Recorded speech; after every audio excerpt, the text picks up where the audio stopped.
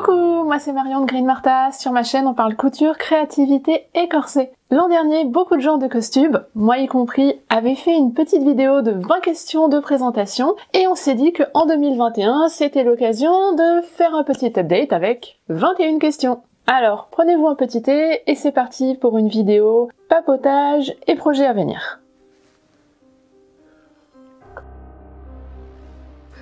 Première question. Quel est mon type de costume préféré? Historique, fantasy. Je suis rentrée dans le costume par le côté historique, et ce qui me plaît, je pense, le plus là-dedans, c'est de prendre une base et des formes historiques et de pouvoir faire jouer ma créativité et créer quelque chose en combinant les deux. En ce moment, je suis complètement dans la corsetterie. J'aime beaucoup travailler en partant d'une base d'un patron ancien et créer quelque chose de moderne à partir de ça. Deuxième question. Quel serait l'événement ou le photoshoot de mes rêves? Alors, on a déjà établi dans la précédente vidéo que je vous mets par là que moi, les événements, c'est toujours un petit peu compliqué parce qu'il y a beaucoup de monde et l'anxiété sociale est quelque chose qui existe. Alors, on va surtout parler photoshoot et collaboration, là. De plus en plus, il m'importe d'aligner ma vie professionnelle sur mes valeurs personnelles. Du coup, je souhaite travailler avec des gens qui partagent les mêmes valeurs de féminisme, antiracisme, inclusivité, etc. J'ai tout à fait conscience que la plupart des modèles dans mon portfolio actuel sont des jeunes femmes cis, valides, blanches et minces. Et j'aimerais avoir une représentativité un petit peu plus large dans ce que je vous montre. Du coup, je suis activement à la recherche de modèles qui ne soient pas sur ce modèle-là, justement. Il y a déjà d'autres choses qui vont être mises en place, mais c'est un effort continu et j'espère que ça devrait s'améliorer dans les mois qui viennent. Et dernier point, je choisis aussi les gens avec qui je travaille, aussi bien modèles, photographes, maquilleuses, coiffeuses, etc., en fonction de leur patte personnelle, de leur style et de ce qu'ils et elles vont pouvoir apporter à mes tenues et à la façon dont elles vont être mises en scène. Troisième question, quel est le projet qui vous a le plus appris?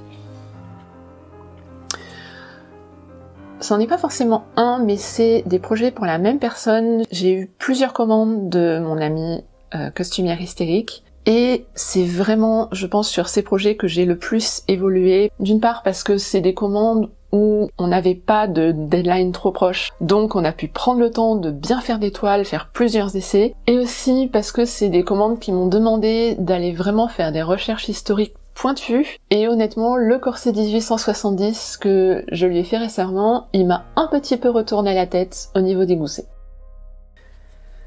Cinquième question, on en est déjà au cinquième? Ok. Moulage, coupe à plat ou patron du commerce? Alors déjà, j'utilise globalement relativement rarement des patrons du commerce, principalement parce que je ne trouve jamais exactement ce que je veux et que je vais passer 3 mois à choisir un patron de jupe moderne. En général, je travaille avec un mélange de moulage et de coupe à plat. J'utilise pas mal le moulage sur mon mannequin pour les projets personnels, pour tout ce qui va aller dans le portfolio, parce que c'est des tenues qui vont souvent être portées par plusieurs modèles différents, donc je ne suis pas à essayer d'ajuster au plus près de une morphologie particulière. Par contre, en général, quand je travaille pour des clients et des clientes, je passe à la coupe à plat pour avoir quelque chose de plus précis. Je crois que j'ai répondu à la question. Alors... Eh ben non, tout à l'heure on était au 4, c'est maintenant la 5e. C'est ça qui se passe quand j'arrive pas à bien déchiffrer mes propres notes. Épingle ou poids à patron? Les deux, mon capitaine. Donc là on est dans la phase où on va tracer le patron sur le tissu. J'ai les épingles dans pas mal de cas, notamment pour les tissus relativement fins, pour les pièces qui sont toutes étroites, toutes fines. J'ai des petits poids à patron. C'est des petits sacs de tissu remplis de billes de métal, je crois que c'est Prime qui les fait, qui sont pas mal pour les petites pièces de patron, parce que, comme vous voyez, ils sont pas très grands.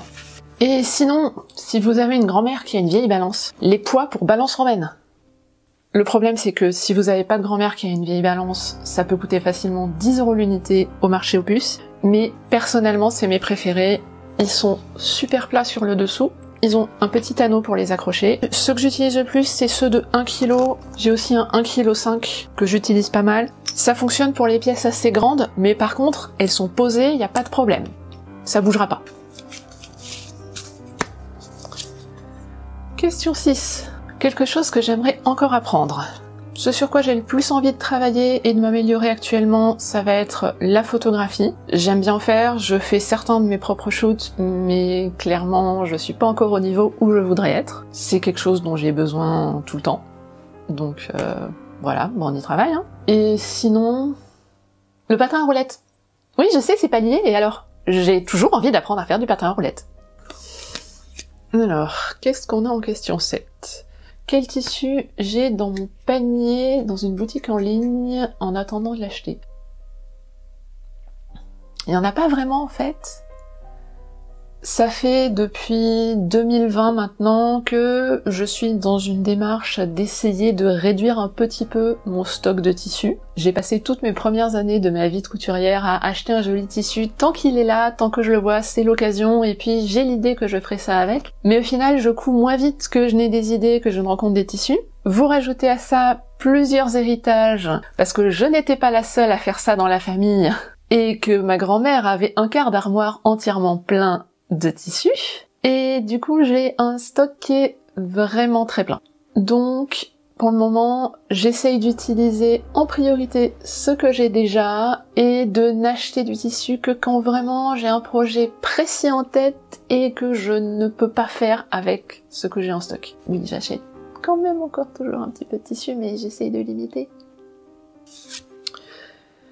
Oh, la question de la culpabilité, combien il y a d'objets cousus non finis dans ma panière à ouvrage? Panière à ouvrage, c'est un truc très virtuel, ça s'étend sur tout le salon et d'autres morceaux de la maison. Alors, on va compter. J'ai un corset Empire en cours, une version revisitée d'un corps à baleine 18e, un corset de jeune fille pour un costume pour ma fille, j'ai la robe qui va sur ce costume, ah oui, et j'ai commencé une tenue de serpentard médiéval pour mon fils. Le problème, c'est que je l'ai commencé fin 2019 pour un événement qui a entre-temps été reporté en 2022 et que les enfants s'agrandissent. Donc, peut-être que ça fera une jupe pour ma fille, mais c'est pas sûr. Pareil, la tenue pour ma fille, l'événement a été reporté, donc je vais attendre un petit peu pour m'y remettre, histoire d'être sûre que ça lui aille encore. J'en ai déjà cousu la moitié à la main. Je ne compte pas là-dedans les travaux de commande, parce que c'est les travaux de commande et mes clients et clientes n'ont pas payé pour être forcément dans mes vidéos. Alors, la 9, dans quelle époque je voudrais encore me lancer? Curieusement, je n'ai encore jamais fait de costume Empire. Et comme je le disais, c'est en cours. Il y a aussi plein de périodes dans lesquelles j'ai pas eu l'occasion de me plonger et qui m'intéressent. Les années 1830, les années 1900, le début des années 1910, la fin des années 1910, le XVIIe siècle, le Moyen-Âge, la Renaissance. Comme d'habitude, j'ai pas assez d'heures dans mes minutes pour tout faire. Mais j'ai plein de bouquins qui pourront m'aider le jour où je me lance enfin là-dedans. La question 10. Quel est le truc qui me rend chèvre? À chaque fois que je vois quelqu'un qui ne repasse pas son tissu avant de couper ou qui ne repasse pas ses coutures, on doit pouvoir m'entendre me grincer des dents mentalement jusqu'à Marseille. Sérieusement, repassez. Utilisez votre fer à repasser, repasser avant, repasser pendant, repasser après, ce sera vraiment mieux. Vraiment. Je vous assure, vous allez voir la différence. Du coup, question 11, quel est mon outil favori? Si je vous réponds ma centrale vapeur, est-ce qu'une seule personne dans la salle sera surprise? Sérieusement. Question 12, comment la pandémie a changé ma façon de travailler et de coudre? Un vaste sujet et pas forcément super fun. Comme vous le savez, je suis couturière professionnelle, je travaille sur mesure, je crée des robes de mariée, des corsets, des costumes, par exemple pour le carnaval de Venise. Je fais aussi des retouches. Et bah franchement, c'est pas la joie avec la pandémie. En 2020, tous les mariages que j'avais ont été repoussés de 1, voire 2 ans. Normalement, les commandes pour tout ce qui est robe de mariée et gros événements, ça se fait plusieurs mois à l'avance, voire souvent l'année d'avant pour les mariages. Donc, il n'y a pas eu de nouvelles commandes en 2020 pour 2021 et actuellement, je ne vois pas non plus venir les commandes de 2021 pour 2022. Grosso modo, ce que je vous raconte, ça correspond à l'expérience de la plupart de mes collègues dans le secteur de l'événementiel. On n'est pas juste affecté pendant les périodes de confinement, on est aussi affecté sur des commandes qui auraient dû être livrées en dehors des périodes de confinement et sur des commandes qui devraient être passées maintenant pour les mois qui viennent, voire l'an prochain. Personnellement, je suis dans une position très privilégiée en la matière et j'en ai parfaitement conscience, mais ce n'est pas du tout le cas de tout le monde dans ce secteur. Le revers positif de la médaille, c'est que ça m'a libéré du temps que j'ai consacré à des projets personnels, ce qui était quelque chose qui me manquait un petit peu ces dernières années. J'ai pu investir du temps aussi dans cette chaîne YouTube, dans les publications sur mon blog qui ont repris de façon un peu plus régulière, et globalement dans la communication et des projets qui vont être plus axés sur la transmission, la présentation de mon travail, la mise en valeur de l'artisanat d'art. C'est pas des choses nouvelles, c'est tout des choses que j'avais très envie de faire, mais que je n'avais pas forcément eu la possibilité de caser dans mon emploi du temps jusqu'à maintenant. Question 13. Est-ce qu'il y a des costumes ou des tenues que j'ai faites que je voudrais retravailler? Alors je suis pas quelqu'un qui aime particulièrement refaire plusieurs fois la même chose. En général, quand j'ai fait quelque chose, je l'ai fait, j'ai pas envie de refaire le même. J'ai eu le cas d'un corset que j'avais fait comme projet personnel qui a été vendu. J'ai commencé à le refaire et en fait je pense que le remake sera au final très différent de la première version. Par contre, il y a des formes et des patrons que j'ai très envie de revisiter, notamment des patrons de corset d'atelier Sylph, le référence W et le ED8. Je crois que c'est celui-là. J'ai bien envie de les refaire et de voir ce que je peux faire avec maintenant, avec quelques années et un peu plus d'expérience de plus. Question 14. Le meilleur outil dans lequel j'ai investi en couture. Je vous présente mes ciseaux d'amour. C'est des ciseaux japonais de la marque Kai. Je les ai testés chez ma collègue Claire Brandin en fait. Et dès que je suis rentrée, ça a été la première commande que j'ai faite. Avoir de bons ciseaux, ça a vraiment changé tout le plaisir que je peux avoir à coudre. Ceux-là sont pas loin derrière dans la liste des meilleurs outils que j'ai jamais pu avoir. De bons ciseaux, ça va permettre de couper mieux, plus vite, de façon plus précise, et en évitant de vous faire mal aux mains, parce qu'on n'en a qu'une paire chacun normalement. Donc autant en prendre soin. Question 15. L'outil le plus inutile, par contre. C'était aussi un outil de coupe. Il y a un petit paquet d'années, ça faisait pas très longtemps que je cousais, et je me suis acheté un ciseau électrique avec une lame grande comme ça, qui ne coupait pas plus d'une épaisseur à la fois, pas trop épais, et pas trop longtemps non plus, parce que cette chose était alimentée à pile. J'ai dû m'en servir 4 fois avant de me rendre compte que non. En fait, ce qu'il me fallait, c'était des vrais bons ciseaux. Question 16. Est-ce que je me procure les matériaux et que je décide du projet ensuite, ou est-ce que je décide du projet et que je cherche les matériaux en fonction? J'ai énormément tendance à être inspirée par justement les matériaux, un tissu qui vont me donner une idée pour un projet. Le problème, c'est que je ne coupe pas aussi vite que je peux me procurer des tissus. Du coup, actuellement, je vais plutôt réfléchir en mode de j'ai telle chose que j'ai envie ou besoin de faire. Est-ce que j'ai déjà le tissu qu'il faut? Est-ce que je peux trouver dans mon stock un tissu qui marcherait pour ce projet? Et sinon, si vraiment je ne trouve pas, là je vais chercher des matériaux, voire des matériaux complémentaires. Question 17. Quels sont mes buts et mes projets pour les temps qui viennent? Alors, j'en ai plein!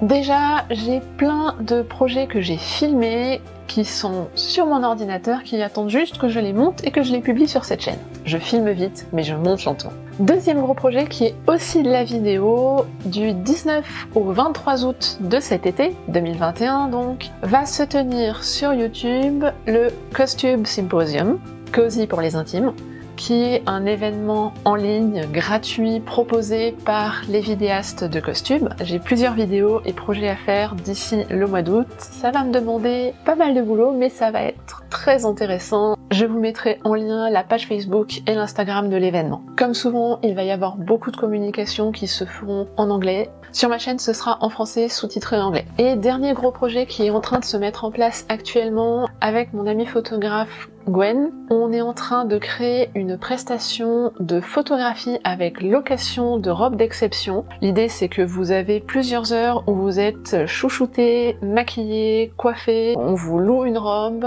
on peut choisir le cadre, il y a la possibilité de louer des espaces à l'intérieur d'un château en plus, et au sortir de ça, vous avez un certain nombre de photographies, j'ai oublié le nombre, je vous le mettrai ici. C'est un projet qui est très sympa pour moi parce que ça me permet de donner un peu plus de vie à des tenues qui ont été utilisées pour un ou deux shootings et un défilé par-ci par-là. Et aussi ça m'inspire beaucoup pour créer de nouvelles tenues. Ça s'aligne parfaitement avec mes inspirations du moment qui sont de créer des grandes robes avec de l'ampleur, beaucoup de jeux de texture et de prestance et vraiment partir sur des choses qui claquent quoi. Question 19. On revient au matériel, ciseaux ou cutter rotatif. J'ai essayé le cutter rotatif et en général, je suis pas fan, je n'arrive pas à être aussi précise qu'avec des ciseaux, il faut mettre quand même pas mal de force pour appuyer, la lame s'use je trouve relativement vite. Personnellement, je préfère ma petite collection de ciseaux. Ceci dit, l'exception c'est pour couper les grandes bandes de tulle comme par exemple pour ma robe Emily. Là, le cutter c'est vachement pratique. Question 19. Est-ce que j'ai des assistants à l'atelier? Alors je pense pas que je puisse compter mon mari et mes enfants. Par contre, j'ai deux chats que vous avez dû voir à plusieurs reprises dans des vidéos. Ils viennent tous les deux de la SPA. Nous avons Newton que nous avons adopté l'an dernier, qui était déjà adulte, qui est la plus grosse patate de canapé de l'univers, avec une énergie très légèrement supérieure à celle d'une limace, mais pas de beaucoup, dont la première passion c'est la bouffe et la deuxième c'est dormir. Et nous avons Céleste que nous avons adoptée cette année, qui est une petite chatte de 9 mois maintenant et qui réussit à être encore plus passionnée par la bouffe que Newton. Question 20. Thé, café ou chocolat? J'ai l'impression que j'ai déjà répondu à une question similaire dans les 20 questions l'an dernier. Je crois que c'est un mystère pour personne à l'heure actuelle que la grosse moitié de Costube est obsédée par le thé. Et j'en fais partie, je pense que le thé est nécessaire à la vie. Il paraît qu'il y a des gens qui boivent du café, personnellement c'est un truc que je n'ai jamais très bien compris parce que le café globalement ne m'aime pas et je le lui rends bien. Et sinon, un petit chocolat chaud au lait d'avoine et à la crème chantilly de coco, je dis pas non, mais de façon exceptionnelle, le petit goûter de temps en temps. Et on arrive à la dernière question. Qu'est-ce que je regarde ou que j'écoute pendant que je couds? Eh ben, principalement des vidéos YouTube. Alors, pas quand je suis à la machine à coudre parce que il y a trop de bruit, mais dès que j'ai quelque chose à faire où j'utilise mes mains mais pas trop mon cerveau, je vais en général mettre une vidéo YouTube. Ça me distrait, ça m'inspire, et je les regarde toujours aussi un petit peu avec l'idée de comment est-ce qu'ils font pour raconter leur histoire, pour moi me donner des idées sur la façon dont je vais faire mes propres vidéos. Et voilà, bah c'est tout pour aujourd'hui. J'espère que cette petite vidéo blabla vous a plu, et on se retrouve bientôt pour de nouvelles aventures. Et n'oubliez pas, cosy au mois d'août.